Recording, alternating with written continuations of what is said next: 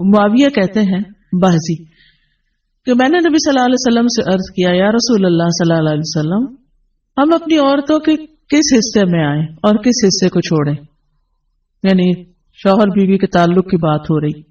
یہ بھی ایک بہت آج کے دور کا ہر دور کا مسئلہ ہے لیکن آج کے دور میں اور بھی گمبھیر ہوتا چلا جا رہا ہے بہت سی چیزوں سے ایکسپوز ہونے کی وجہ سے.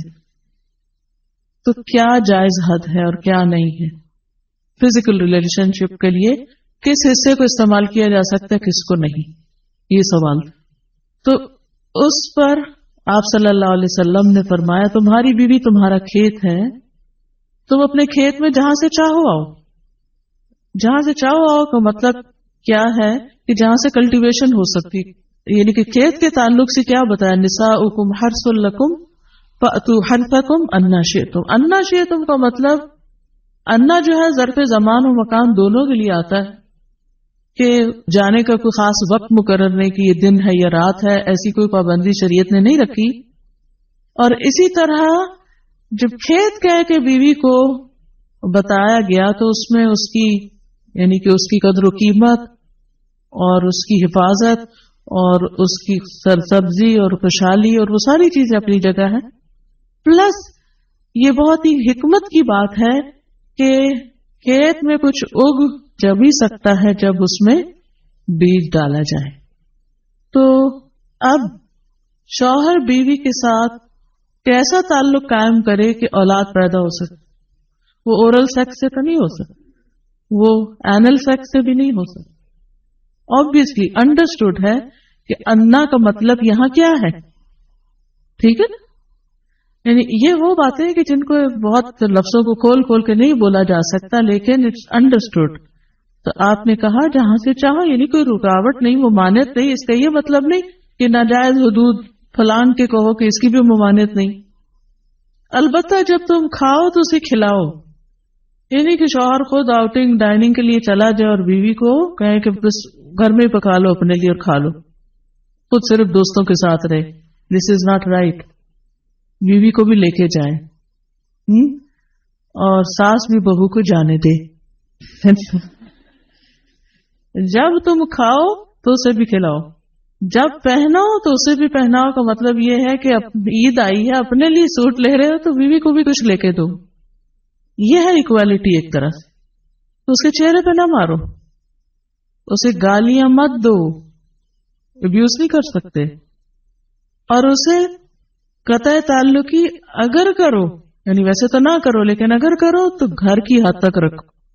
کک آؤٹ نہیں کرو گھر سے باہر نہیں پھینکو گھر سے نہیں نکالو کیونکہ بعض شوہر کہتے ہیں نا فون پہ کہہ دیتے ہیں گھر چلی جاؤ ماں باپ کے میں تب گھر میں داخل ہوں گا آؤں گا ہی نہیں.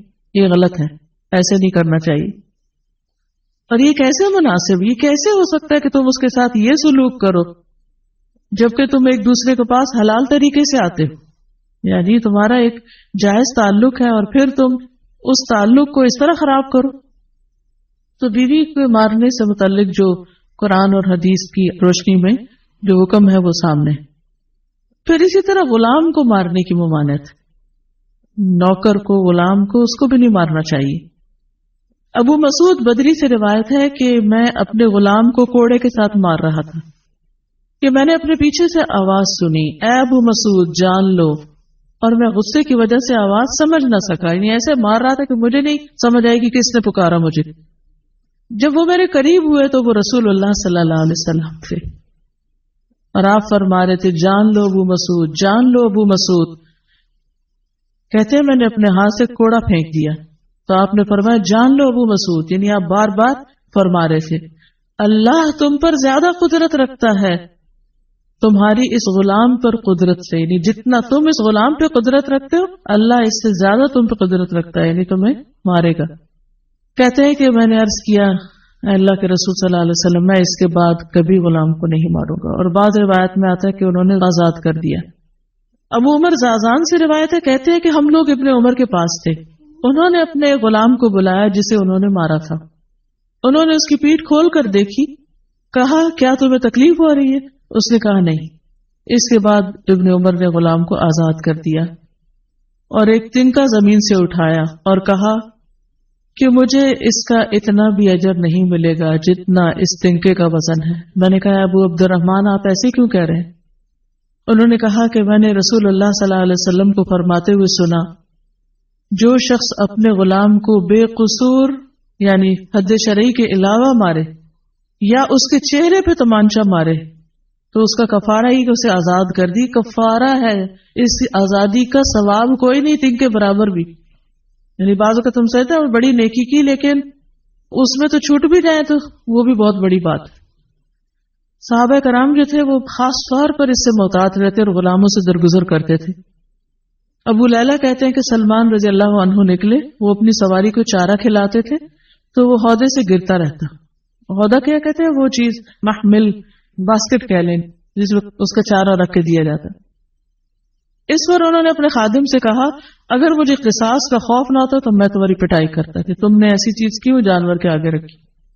تو مطلب یہ کہ اگر میں تمہیں ماروں گا تو مجھے بھی مار پڑے گی، اس لیے میں تمہیں مار نہیں رہا، ورنہ جو حرکت تم نے کی ہے اس پہ تمہیں مار پڑنی چاہیے۔ نماز پڑھنے والے غلام کو نہ مارنا۔ ابو امامہ سے روایت ہے کہ رسول اللہ صلی اللہ علیہ وسلم خیبر سے واپس آئے تو آپ کے پاس 2 غلام تھے۔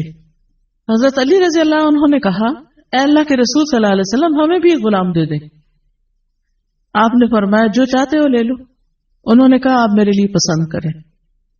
اس سے انداز ہوتا ہے نا کہ ریلیشن شپ داماد اور سسر کا کیسا۔